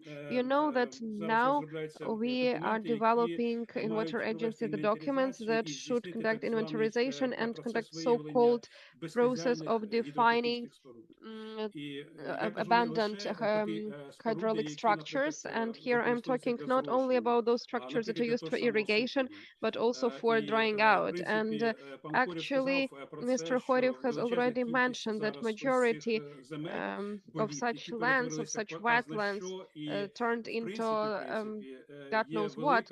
And there is this huge need to liquidate physically lots of hydraulic structures, and of course dams and so on and so forth that limit our water bodies and turn them into sources of something, but in any case they destroy hydromorphology of our water, and they also influence the humidity. And actually Tamara Kotonova was talking about that today as well, and about new methods of using water resources, in particular in agriculture. I'm not going to talk here in more details to save the time. The only thing that I would like to mention that yes, I understand perfectly well, and I support Mr. Sokolov that yes, farmer now understands perfectly well the requirements of the market and the absence of water supply. That's why they have to respond to such matters urgently and implement all these methods. The fight against the losses of water, and we have been talking a lot about that. Just if to talk statistically, you will see that losses of water equal the same when we take water from underground water. So losses of water are extremely high in Ukraine, and we need to say that if in Ukraine lots of water is transported by channels, these channels should be with certain proper measures, and as it is done all around the world now, we need to use some kind of pipes, polymer, and so on and so forth, PVC pipes, and so on and so forth. Боротися з випаровуванням. Ось на картинці ви бачите передовий так званий метод, коли канал покривають цими сонячними панелями. І по суті, you can see one advanced method when the solar panels cover the canal and the evaporation of water is reduced to the minimum, and this really helps to fight water vegetation or overgrowth. Now, if we speak about eradication, so Eradika Yordanka has mentioned that Moldova is now considering this option of irrigation with cleaned up city or urban discharge waters. And you know the experience of Israel, where they use 80% of those waters for irrigation, and other countries are also introducing some regulatory documents and bylaws to have this as an option. But in Ukraine, the same as in Moldova, unfortunately, we have only some pilot areas. And when we were developing the water strategy, I was interested in learning more about those documents. I looked through them, and unfortunately, this is just 0.5% of the area of Ukraine that is used for such type of irrigation. So we still have to work on this. Then control over the use of underground waters. This is the same water level. In 2012, we had the deregulation of business taking place. And in fact, the companies doing the drilling for underground waters have stopped being controlled by the state. And that's what Mihailo mentioned regarding the fact that there is no control and that there is complete chaos. Someone is drilling somewhere, but there is no regulation. The only thing that you have to register is artesian wells. Let's say, I live in Boryspil, so in every yard I can see 2 uncontrolled wells with no meters and no metering system. So this is chaos, and this is something Ukraine needs to deal with because we don't know how much of underground waters we are using. Now let's speak about the quality issue. We already have some information about the pollution of water facilities, but we also have the nitrate directive of the EU, which in fact is very relevant for Ukraine now. Why? Because when we were doing the screening of our legislation and we're trying to see whether it's aligned with the EU documents, we could not clearly state why Ukraine doesn't have any outlining of the nitrate vulnerable areas, or why Ukraine doesn't have the action plan regarding such areas, such zones. So we have this conflict between the Ministry of Environment and the Ministry of Agrarian Policy. And this conflict has led to the fact that over the period of several years, we have been playing ping pong, trying to shift the responsibility onto the other ministry, and that was a dead end. Last year, to be more specific, in 2024, at the beginning of the 2025, the Ministry of Agrarian Policy launched the process of development of this plan, but then it was put on hold, and the new draft law was developed. So there are some common challenges that we need to face together with the Ministry of Agrarian Policy, and I understand that this is highly relevant for now. This is the aspect that refers to the preservation of the quality and quantity of water. Thank you. I hope I have not taken too much of your time. Thank you, Volodymyr. We actually have exhausted our agenda of the meeting, and we are behind the schedule, half an hour behind. Therefore, I think that if there are some questions from our participants, we will still have some minutes to give answers to the questions. Yes, Katarina, right. But it seems to me that all of us are already a little bit tired. So in case you have urgent questions, you are very much welcome to ask them now. Seems to me that everyone is pretty much exhausted. Well, there are some questions, of course, all of us have questions, but we need to discuss them somehow separately. Then let me say that we will publish the materials, we will make them public on our website, and the presentations will be delivered to you. I mean, the presentations of those speakers who will allow us to share their presentations, they will also be made public on the website. I think that for this newly established ministry and for this deputy minister who will be dealing with water issues, information or a brief from our today's meeting should be provided to them, because that would constitute the basis for their work, and they would know what issues need to be settled. There needs to be a dialogue established with all the stakeholders. And if this ministry has already been established, so no matter what our attitude to this fact is, it will be dealing with the issues related to water efficiency, environmental protection, and we need to do the promotion in this respect even more actively than when we had a separate ministry for environmental protection. I'm really grateful to all of you. Thank you for joining us, and thanks a lot to the interpreters who have been supporting us in our discussions for several years. And we sometimes forget to say thank you. So thanks a lot to the interpreters. And thanks a lot to everyone for your participation. До наступних зустрічей. Yes, and see you soon. Bye for now.